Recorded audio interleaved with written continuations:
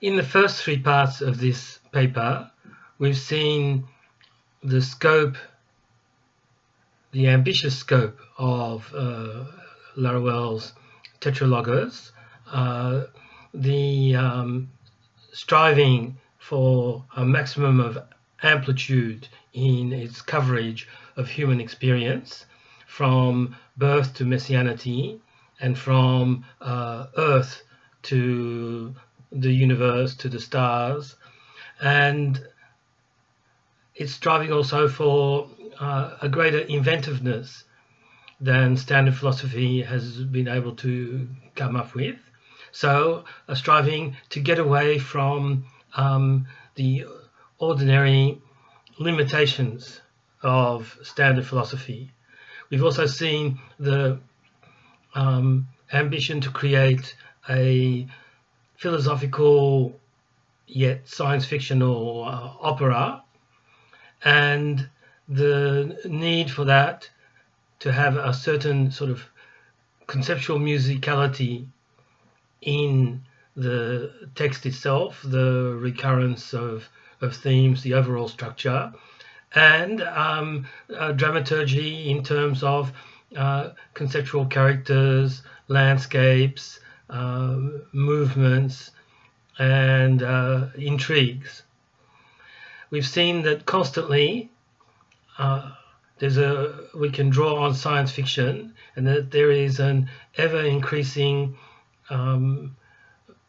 set of descriptive terms drawn from science fiction criticism and self-awareness that can be used as descriptive terms for Laruelle's philo-opera. So that leads to a recommendation that one must go with Laruelle's movement, go to the highest abstraction possible and accept that abstraction and work with that and enjoy, delight in that, and go with the constant relation with science fiction, both in terms of form and also in content. So we have the descriptive terms, but also we have overlapping of the movements of science fiction and the movements of and the characters of science fiction and of Laruelle's non-standard philosophy, which here becomes forced philosophy. So we're going to continue this relation with science fiction. Section number 4 is New Foundations for Science Fiction. Science fiction is this is a quote from TETRALOGOS. Science fiction is a minor genre of literature entrusted to an arbitrary imaginary as well as to the talent of its authors. But it is possible to refound it, this time on more solid bases, as a non-philosophical genre on strictly generic bases, ones that are consolidated by another use of the quantic as model rather than as furniture of the universe. So Laruelle is not just refounding philosophy by way of quantum thinking. He's thinking of refounding science fiction, so that has more impact, more depth, more power, not of force, but power of transvaluation of our ideas. In the terms explained in the discussion of dramatization, science fiction as a literary genre is an act. Indeed, it is a subcategory of art as an act. So there's this constant polarity in TETRALOGOS between conceptual characters and conceptual acts. And some things, such as philosophy and science fiction, are both. So we can maybe distinguish philosophy as a conceptual character and philosophizing as a conceptual act. And similarly for science fiction. Science fiction is a character, a conceptual character that Laruelle talks about, and it's a practice. It's something in act, in the making, and not just a result to consult on the bookshelves. Science fiction in its standard state is doubly subordinated to a philosophical understanding of conceptual acts. On the other hand, for a non-philosophical understanding, science fiction is an autonomous, non-philosophical act, not an artistic or literary act. Indeed, science fiction is an act of forced philosophy, belonging to the new amplitude of philosophy. To be able to access this new status, it must be refounded. For me, this refoundation must be understood as retrospective. It must be understood as a rational reconstruction. Laruelle is not going in the here and now to refound and produce a new science fiction. He's reconceptualizing the different tendencies within science fiction that are already at work. From this perspective, standard science fiction is in a position similar to that of standard philosophy. According to Laruelle's analysis, standard philosophy is a naive composite of philosophy and science. Science fiction can then be analyzed as a naive mixture of fiction and science. This composite of science and fiction, as it exists in the literature of science fiction, must be dissolved and separated into its two elements in order to, and here I quote, conceive them as indiscernible properties of a generic subject equals X, capable of bearing them. This is general science fiction because generic, SFG. In English, I suppose it will be GSF, general science fiction. This is a bold hypothesis which has its merits as a heuristic device, but it should not be considered exclusive and binding, as it seems to be proposed in the text. This hypothesis cannot be a dogma nor the last word. Laruelle's Gnostic refoundation of science fiction is part of a strategy of refounding philosophy and its mundane mixtures and sutures. It is useful to examine his recommendations for science fiction on their own merits before investigating how they transform philosophy. So each time it's a quote. I have 3 points. 1, the introduction of contemporary science in the form of the quantic as model into the heart of science fiction. 2, its object or outcome is the destiny of humanity in transit between the earth, the world, and the universe. 3, the world as a bad world or evil world or history is only an unplanned and unfortunate halting point on this voyage which leads it to the just world. One could summarize Laruelle's complete formula for science fiction: hard science, space opera, human destiny, from Earth to the stars, and from dystopia to utopia.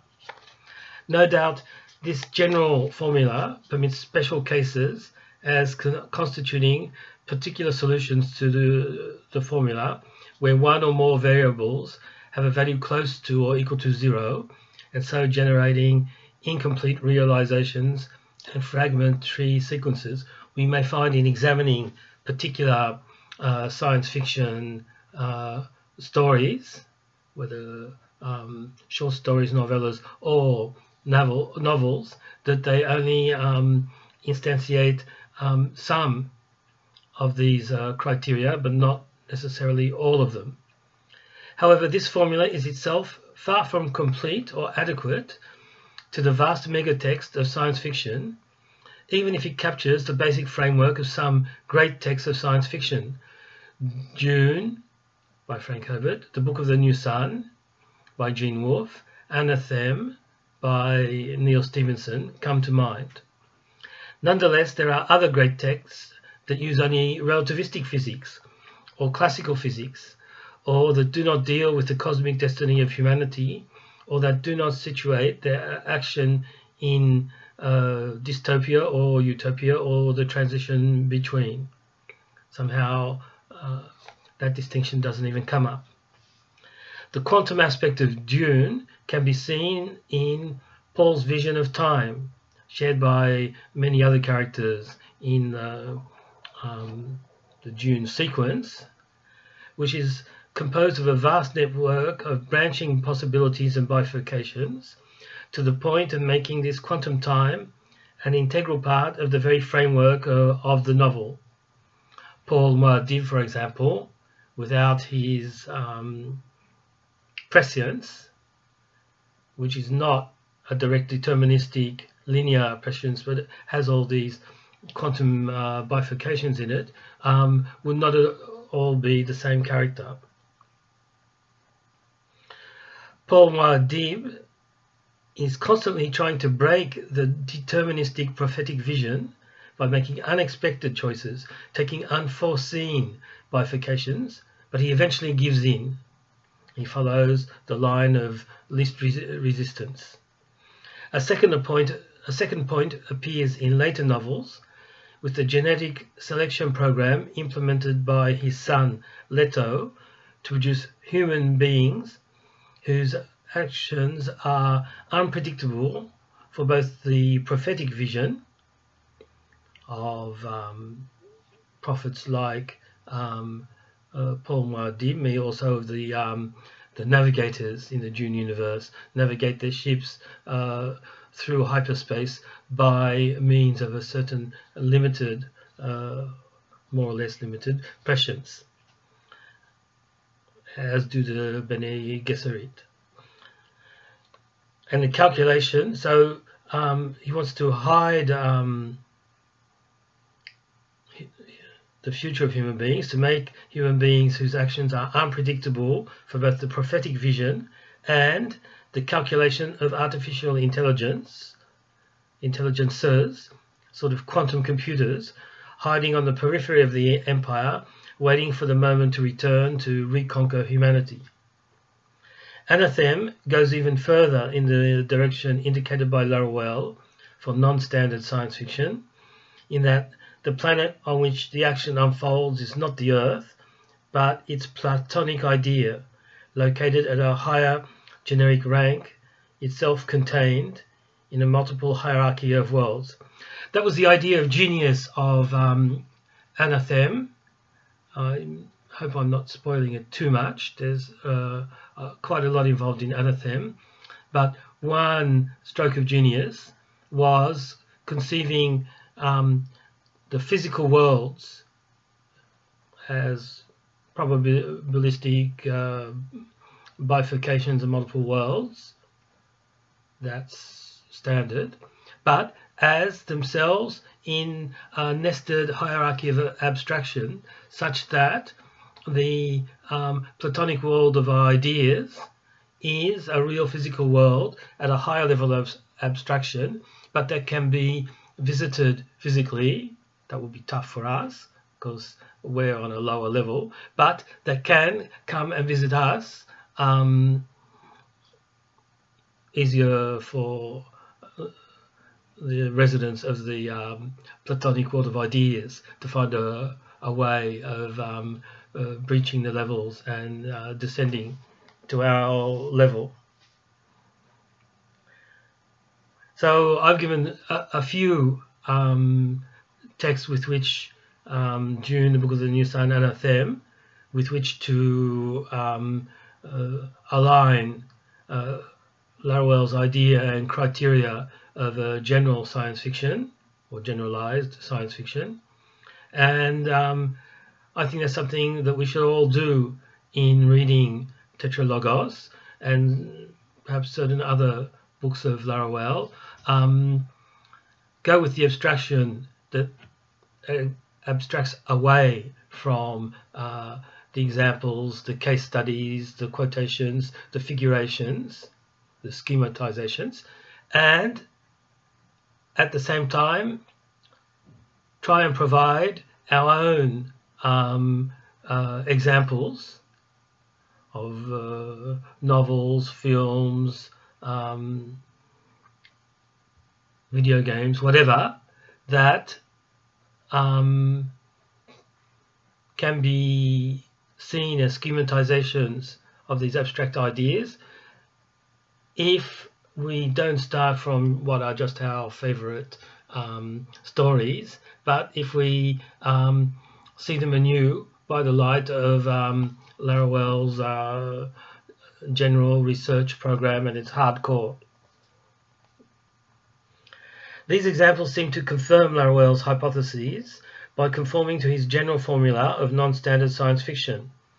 Nevertheless, there are other great texts that use only relativistic physics or classical physics, I mentioned that above, that do not deal with the cosmic destiny of humanity, nor with the situation of a dystopia or utopia.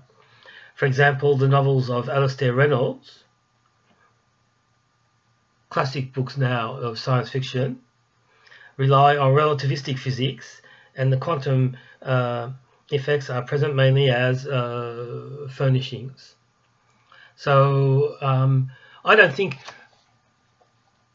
that's an objection to Laruelle's general formula.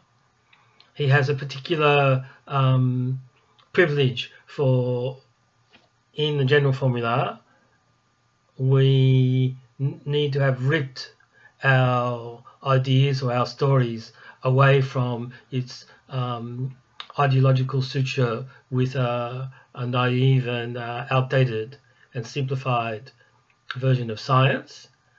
And the strongest reworking of this separated out science fiction or philosophy is by recombining it with quantum theory, according to Laruelle, but it all depends on how it's done, and there could be weak uses of quantum theory that don't change much, and strong uses, and it would seem to be quite all right in Laruelle's scheme of things to use relativistic physics if we come up with a strong application of relativistic physics that makes us rethink all the rest. We will now turn to some apparent exceptions to its formula to see if they are falsifying instances, demanding the abandonment of its theory, or if they are indicative of the need to modify only a few details of the formula. As our investigation proceeds, we find many parallels between Laruelle's metaphysical research program, as developed in TETRALOGOS, and science fiction as a genre. Our list of key terms and concepts used by both, or descriptive of both, include amplitude, inventivity, megatext, cognitive estrangement, futurality, neologism, transformed language, hard and soft science and science fiction, space opera, cosmicity, universe, aliens, cosmic voyage, the willing suspension of disbelief, the sense of wonder. Now we can add quantum time, human destiny, multiple worlds. In this next section, we are going to refine and extend even further our list. Section 5, potentially falsifying examples.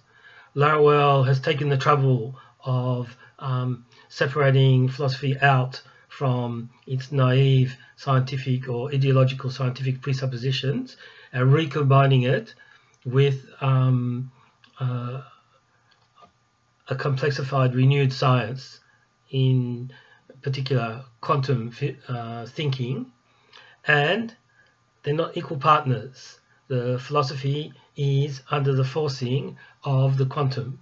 So there is a willingness to declare that his new forced philosophy has scientific characteristics. So one could say in particular is testable, where ordinary philosophy is just a circular self-confirming vicious circle. So potentially falsifying examples. According to the analysis of TETRALOGOS that I have proposed in the previous sections, the activity that Laruelle proposes to replace standard philosophy, a replacement called by him first non-philosophy, then non-standard philosophy, and then forced philosophy, is also a general science fiction.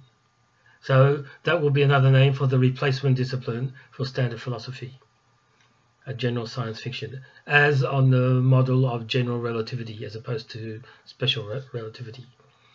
It is interesting to compare this with what Laruelle says about the already existing positive science fiction. One can thus test the validity of his hypotheses, confirm or refute them, or even propose some modifications. Laruelle asserts that traditional science fiction has not yet made its non-standard revolution to get out of its merely imaginary forms.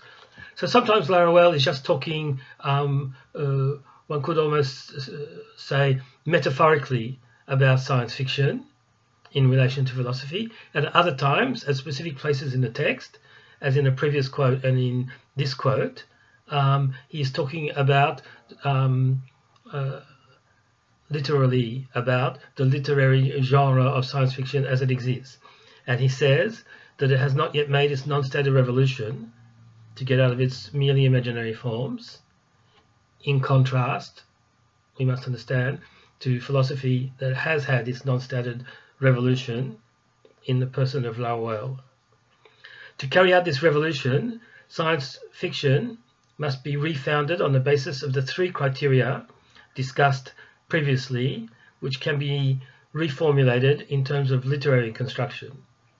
1.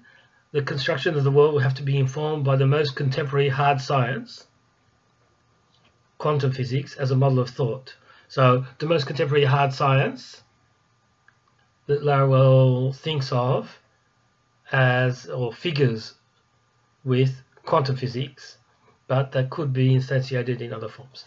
The quantic must be integrated as an infrastructure and not just as furniture. We often see that in superficial science fiction.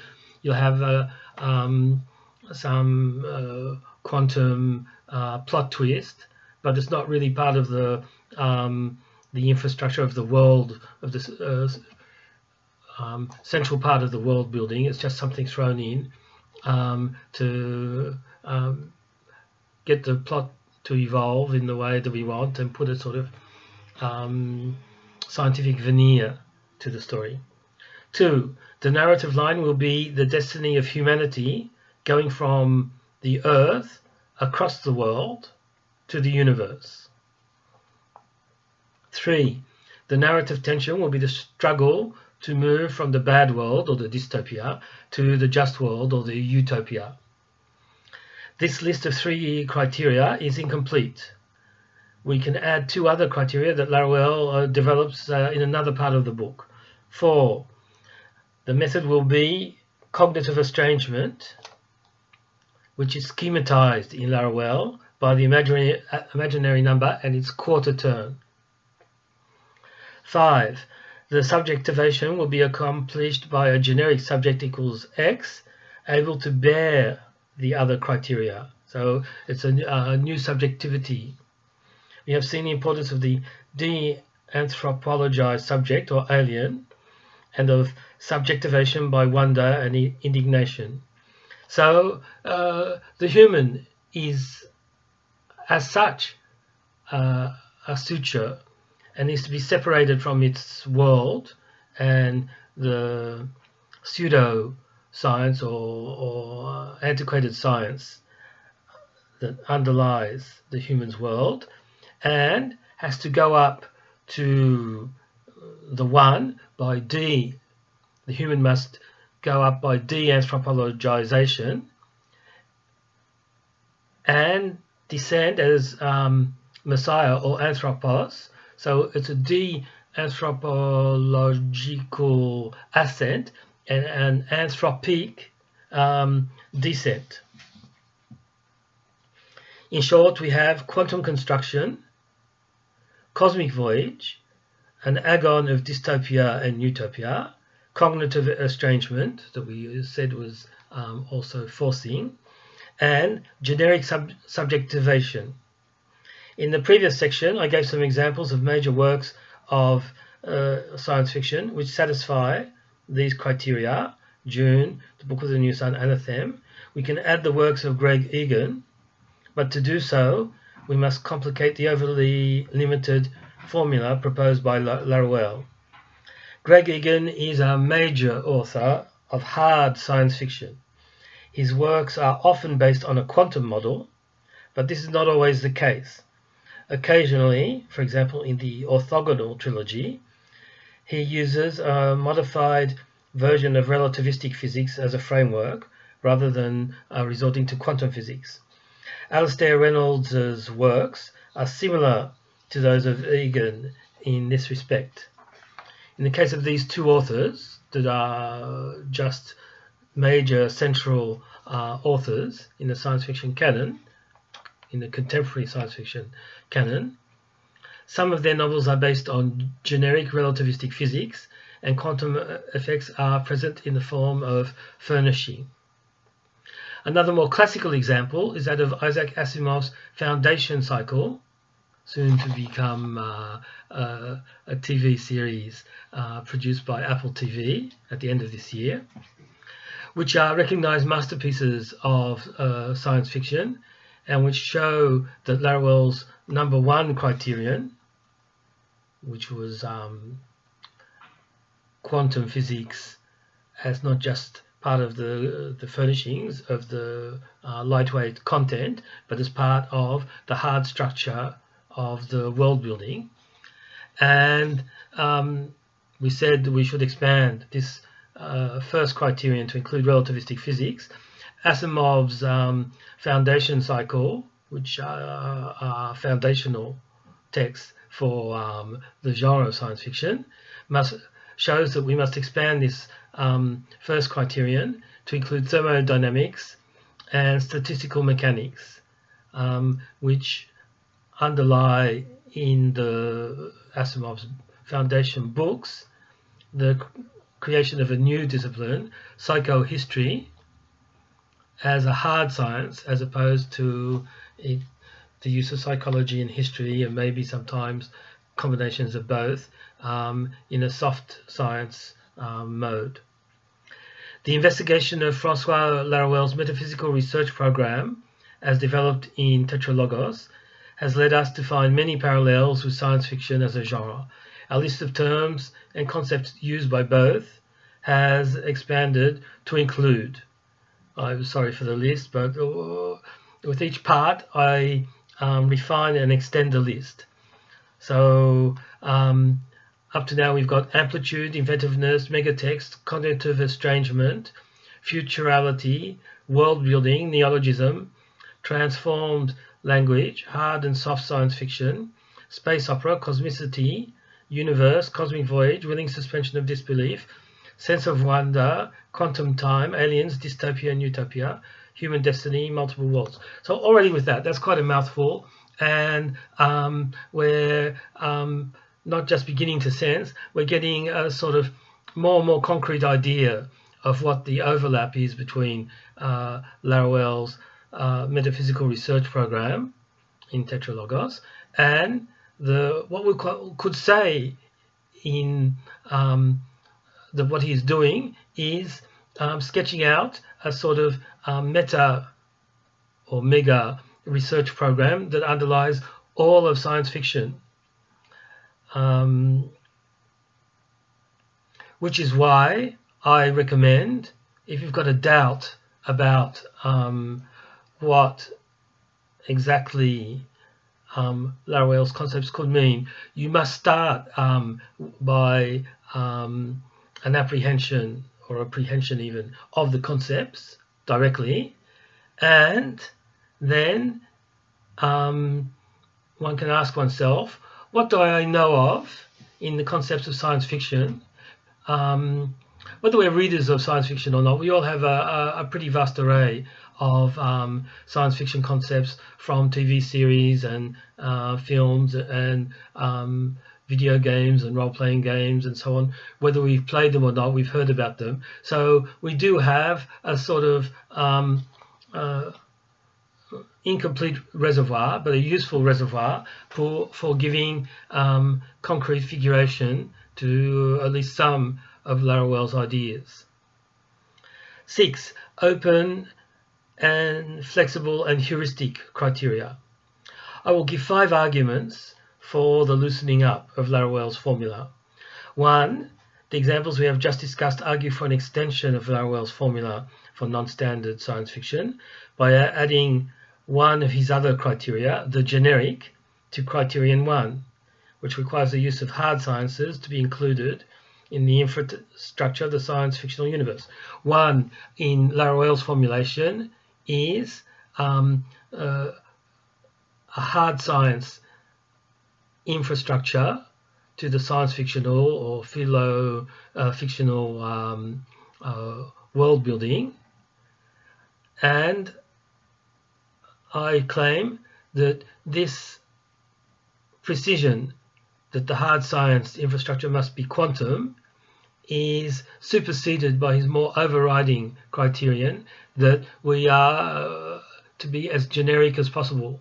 So if you just stick to the quantum, you're not being fully generic, unless, and sometimes Laruelle tries to say the quantum and generic mean the same thing, but even so, they're two faces of the same thing in that case, and we want the generic face to dominate over the quantum face in conceptual priority, and that's the generic face in that case that permits the substitution in the variable of reserved for hard sciences. We can substitute other values than just the quantum. One way to include the generic at this physical level is to schematize it as general relativity or statistical mechanics, and to incorporate it on an equal footing with quantum physics as it appears in the first version of criterion 1. Another way would be to take as your base for world building biological sciences, and that's being done more and more in science fiction.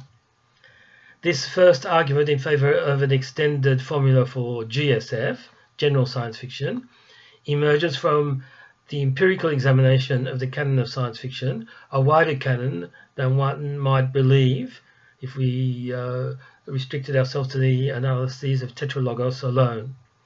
2. More generally, if the laws of physics that govern a science fiction universe may differ from those that apply in our own universe, then we should prioritize the generic over the quantum in criterion 1. We must distinguish the quantic as model of thought from the quantum as a law of physics in our world. So that's not exactly the same consideration as I gave in my objection number 1, because science fiction, even when it's hard science fiction, need not limit itself to the known laws of physics of our world, and can develop worlds with new laws as if it was our world, but we discovered more and better and revised our laws, or other worlds entirely which actually and really function with different scientific laws, which can give surprising results just in themselves and may have surprising interactions with our world if ever the rupture between worlds is breached. So at the content level of the actual laws deployed in general science fiction texts, in this sense of general science fiction, require that we have a more generic approach to criterion number 1. Strictly speaking, the important point for number 1 is not the presence or absence of quantum as a positive of science, but the introduction of the quantic as a model of generic thinking. This consideration explains why Laruelle should explicitly include the generic in his list of criteria for science fiction. So Laruelle, all through the book, distinguishes the quantic from the quantum. The quantum, once we're making this distinction, the quantum refers principally to the actual concrete in terms of the formula, but the actual details of quantum physics in our world. And quantic refers to the mode of thinking that's different from the mode of thinking for classical physics, the mode of thinking that is deployed in the invention of and the mobilization of quantum physics. So that's the quantic. 3. These additional examples, Greg Egan, Alastair Reynolds, Isaac Asimov, show that Laruelle should be more flexible in terms of his criteria. This is not a problem for Laruelle's project. In fact, the ability to deploy a more open, flexible, and extensive set of criteria, extensive, so that's the amplitude coming in again. Flexible is allowing for inventivity, and open is a sort of implication of the generic. The generic opens us to more than just the determinate specific predicates would allow. So I'm not going in contradiction to anything that Laruelle says. I'm reformulating it in other terms to allow us to see what particular applications, such as to what I would call the truth procedure of science fiction. Badiou is constantly talking about the 4 truth procedures, and for the artistic truth procedure, he talks in terms of art, so painting and music, or his primary example is the poem. I would say, following Laruelle, that if we want to keep this fairly limited schema of the 4 truth procedures, science fiction is just as good and just as an important instantiation of the truth procedure of art as Rimbaud and Mallarmé and Celan and the other poets that Badiou mobilizes. So Laruelle allows us to introduce more amplitude and more flexibility inside Badiou's system. In fact, the ability to deploy a more open, flexible, and extensive set of criteria is already available in Laruelle's system. In the ascending movement of his cosmic epic, the movement of de-anthropolization, re-scientification, and liberation of conceptual characters and their acts and their dramas, François Laruelle expands the new alliance between science and philosophy to bring into the state of reminiscence a knowledge that includes both the generic and the quantum.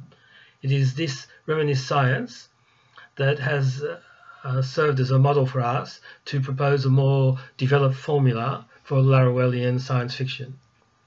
4. I say 4, but I say a 5th problem. So I'll suppose that I'm mistaken. A 4th problem comes from a particular version of the quantic requirement that Laruelle recommends.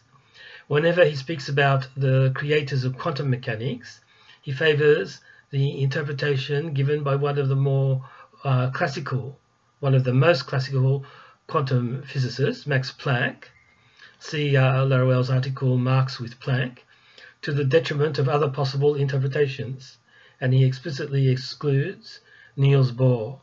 So we've seen that other sciences then quantum could be used. That's the first objection. So the formula needs to be more generic and turn the hard science into a variable and not in a constant equal to quantum physics. We've seen that the science fictional sciences can vary away from quantum physics, and that's another argument in favor of more genericity for this variable. And the third one is, even supposing that we fill in the value of this variable with quantum physics itself is not a constant, but is a variable, and it has different values.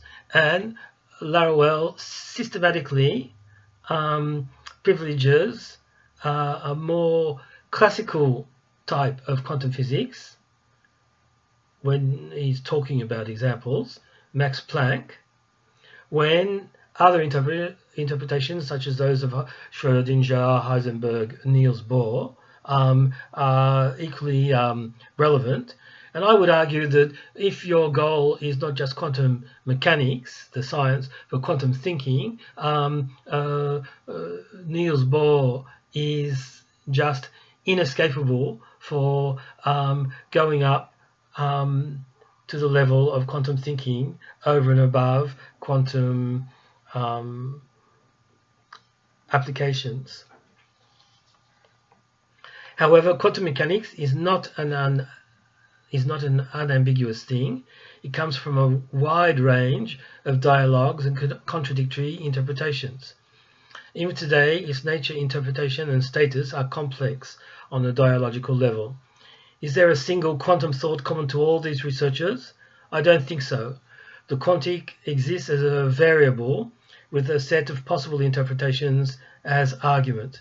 So even if we decide on a fixed value of quantum mechanics, the quantic is going to dictate as possible different interpretations of quantum mechanics, and that can be reflected by a preference for certain formalisms to formulate quantum mechanics over against other formalisms, even if at the mathematical level it has been demonstrated that they're equivalent. The multiple worlds interpretation of quantum physics is another one that that is often used in science fiction, and all these considerations go into the idea that the first criterion for general science fiction, hard science equals quantum mechanics, should be opened up and become a variable and allow other base sciences, other interpretations, and other forms of quantum mechanics. There exist many works of science fiction written by major authors which take a world-building framework based on a physics derived from another interpretation of quantum mechanics. A recent example would be Red Moon by Kim Stanley Robinson, another absolutely central contemporary science fiction author of hard science fiction, who uses in Red Moon the pilot wave of David Bohm. So David Bohm was not satisfied with a very well respected physicist, but was not satisfied with the current quantum mechanics and thought it was incomplete, and introduced the notion of pilot wave to give it more determinacy and more completion. This rapid analysis of the criteria of Laruelle's formula for a general science fiction suggests that the first criterion, inclusion of quantum physics in the infrastructure of world building, is too limited and restrictive, being much more specific or less generic than the other criteria. It should be broadened to include relativistic physics, other versions of quantum physics, and present or future alternatives and alternative interpretations. More generally, the three criteria should be considered as optional rules, heuristics, to be used or not as the case demands, and not as dogmas. Criterion 1, inclusion of the quantum, should not be treated as a necessity, but as a heuristic recommendation for the inclusion of hard science, not only as part of the surface furnishing, but as part of the infrastructure of the universe of the novel, of its world building and its model of thought. An interesting example of the interest of expanding Criterion 1 is Yun-Ha Lee's The Machineries of Empire trilogy. This was a very famous recent trilogy of science fiction that polarized the science fiction community because some thought it wasn't science fiction but fantasy, and others defended its claim to be hard science fiction. Its world building is based on a technology that can produce non-standard or exotic effects on the condition that everyone in the society conforms to the same calendar, calculated according to higher mathematics and given force by a series of painful feast days or remembrances, recalling traumatic events and making use of torture and human sacrifice. The idea was that if we have these calendars with the constant rememoration of painful and sacrificial events that torture us into engraving and continuing to engrave that mathematical, physical calendar in our personalities and modes of thought, that we'll be able to produce exotic physical effects in the real world, such as moving faster than the speed of light and defying other laws of physics. The first book in the series, Nine Fox Gambit, is the best. Then the other two explore the innovatory physics less so as to concentrate on the characters. So this new science, which is sort of mathematical and physical, was part of the world structure in the first volume, Nine Fox Gambit, and then became more reduced to furnishing rather than hardcore infrastructure. Yun-Ha Lee explained that he could have done more with the maths, but that he found he had to choose between developing the speculative dimension and making the story accessible. To our loss, he oriented his writing towards accessibility. We could even say that would be another criterion for Laruelle for the general science fiction and for his own work. The criterion would be maximize the speculation, the speculativity, and abstract from, pay no attention to, or minimize the question of accessibility, because the accessibility is going to adulterate the formula, and you won't get what you're striving to get. You'll get a poor consensual substitute in its place. So that's one reason for Laruelle being uncompromising in the development of his thought and in the use of language, and that's the way to make an incommensurable leap and to engage in radically ample and inventive world building or universe building. Some people questioned Nine Fox Gambit's belonging to the genre of science fiction, seeing it as fantasy decked out as science fiction. I have argued that it is in fact science fiction, but that the hard science on which it is based is mathematics rather than the more usual physics. So this is another case that often crops up in,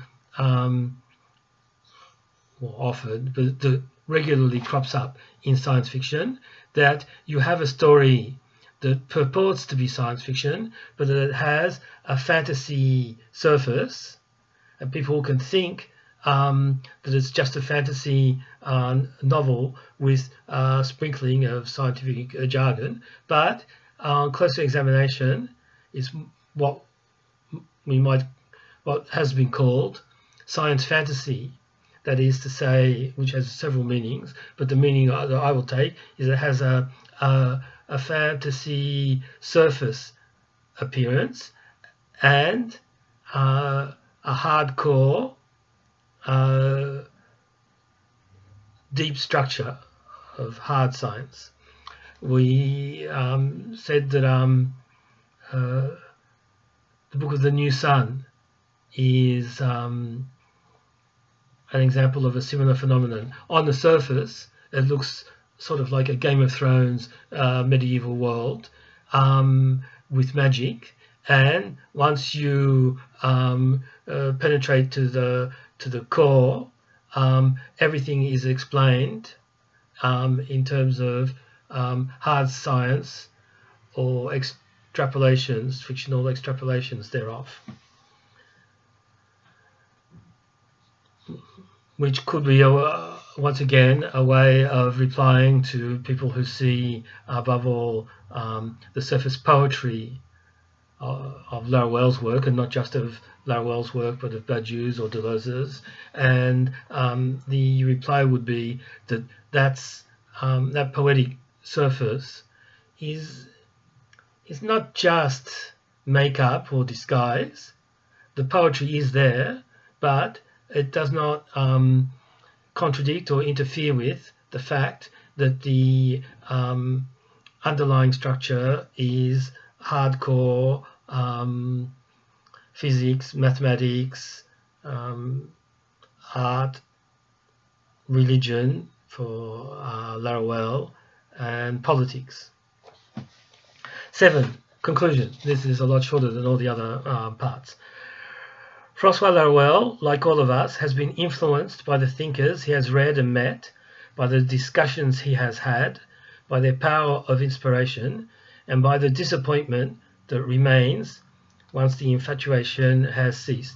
That's already lamented on, the disappointment that one can feel in the foreword to a biography of Ordinary Man, the disappointment that one can have for philosophy. And it comes up again in TETRALOGOS, the great promise of philosophy, and just the boringness, the boredom of philosophy. Philosophy is a love story, and the affects it makes us live through can be some of the most intense and important in our lives. Saying goodbye to our educators is not a simple matter, and it cannot be accomplished once and for all. Laruelle, as we see in this book, is still saying goodbye to some of his elders, like Gilles Deleuze and Michel Henry, and is still settling his accounts with some others, like Alain Badiou. This problem resonates with me today, since I am in the process of experiencing a similar process of saying goodbye or not, because the goodbye doesn't have to be a total farewell, but I'm in the similar process of saying goodbye or not to Deleuze, my greatest influence, for a projected change in trajectory, and one that has perhaps already begun. I wrote this in 2019, and this change of trajectory is amplifying all the time. My analyses of François Laruelle's book TETRALOGOS are conducted from this point of view. As I have explained several times on my blog, the last book of the collaboration of Deleuze and Guattari, What is Philosophy?, is a brilliant work, but fundamentally flawed. In particular, when I read The Immanence of Truths by Badiou last year, that is to say in 2018, some of my misgivings crystallized. Deleuze and Guattari's What is Philosophy constantly speak of the absolute, the outside, and the infinite, but their thought of the infinite remains too poetic and intuitive, and therefore cannot fully resist relativism or give us the tools to resist relativism. They're more a gesture in the direction of what the real tools for resisting relativism would be, but they don't actually go there and do the work. Well, that's one reading one can have. Reading Laruelle's TETRALOGOS further consolidated this problem for me. My general impression of the process of saying farewell to Deleuze and to others, lived and recorded in this book by Laruelle himself and in my blog for me, is that by showing his own movement of thought, he provides us with a series of concepts and perspectives that are useful for revisioning Deleuze or any other philosopher and for highlighting the limits of their thought. It is this attempt by Laruelle to isolate, identify and analyze certain problems and limitations in the thought of his predecessors, and to go beyond that, which I hope I have demonstrated in this reading of TETRALOGOS. In following this process, everyone can be one of the protagonists in his own cosmic epic. You too can be the hero as ordinary man or ordinary woman or ordinary human. You can be the hero of a Laruellian or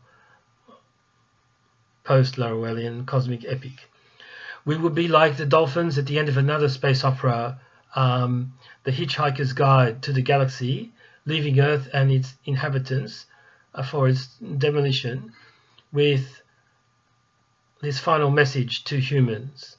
In fact, the dolphins were the dominant species of the Earth in The Hitchhiker's Guide to the Galaxy, and they leave, they sort of just fly up into the air just before Earth is destroyed, and their final message is goodbye and thanks for all the fish. We could take flight leaving Deleuze or Badiou or any other philosopher, educator of our understanding, even leaving Laruelle behind us, saying farewell and thanks for all the concepts. I hope you will do the same with this text of mine.